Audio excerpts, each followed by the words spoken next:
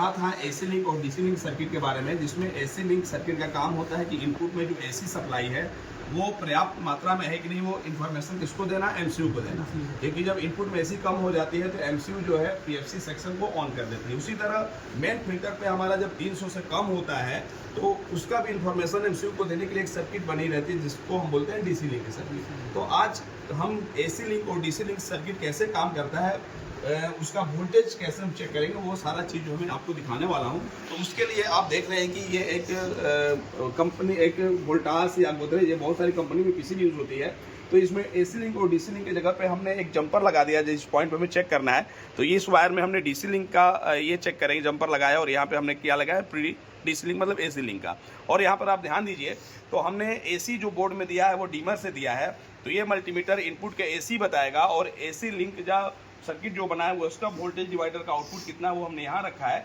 और ये जो दो मल्टीमीटर देख रहे हैं वो मेन फिल्टर पे जितना बन रहा है वो दिखाएगा, और डीसी लिंक जो है कितना आउटपुट में आ रहा है वो दिखाएगा ये।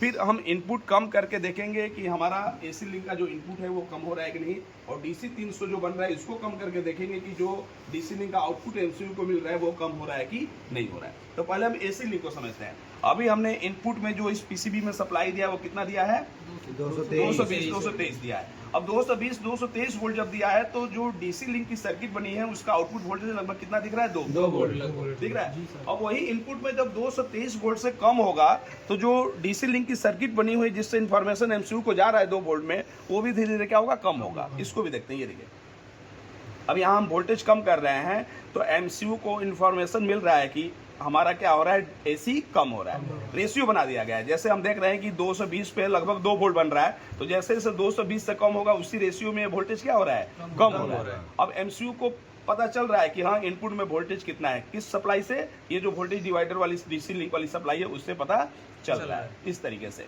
उसी तरह अगर हम डीसी लिंक पे देखें तो मान लीजिए मेन फिल्टर पे हमारा 310 वोल्ट बन रहा है, मान लीजिए। तो जब मेन फिल्टर पे हमारा 310 वोल्ट बन रहा है तो उस समय डीसी लिंक का जो इन्फॉर्मेशन एमसीयू को मिल रहा है वो कितना वोल्ट में मिल रहा है, 2 वोल्ट में।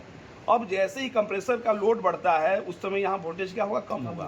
तो एक निश्चित लिमिट से जब कम होने लगता है तो एमसीयू पीएफसी को ऑन कर देती है। तो एमसीयू को कैसे पता चलेगा कि वो वोल्टेज कम हो रहा है, तो डीसी लिंक का जो आउटपुट वोल्टेज यहाँ पर देख रहे हैं वो भी जैसे यहाँ वोल्टेज कम होगा वैसे यहाँ पर भी वोल्टेज क्या होने लगेगा, कम होने लगेगा। वो भी देख के देखते हैं। अब 300 वोल्ट से जैसे कम होगा वैसे हम देख रहे हैं कि जो डीसी लिंक का आउटपुट वोल्टेज जो एमसीयू को इंफॉर्मेशन के रूप में जा रहा है वो भी क्या हो रहा है, कम हो रहा है। अब जैसे ही 250 से कम होगा अब उसको कितना मिल जाएगा, लगभग 1.5 वोल्ट। अब यहाँ पर 1.5 वोल्ट मिलते ही वो समझ जाएगी कि इनपुट में जो वोल्टेज वो 250 वोल्ट से क्या हो गया है, कम हो गया। तो इस तरीके से एसी लिंक